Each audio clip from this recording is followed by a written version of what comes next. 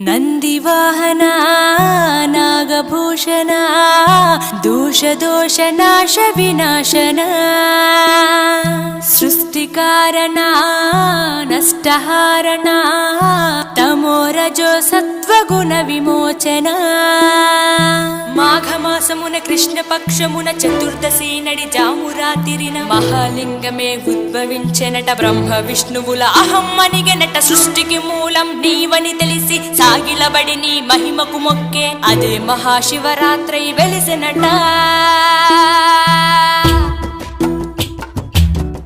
అరే ఓ జంగమా విభూది లింగమా, పక్కన పార్వతమ్మ తలపై గంగ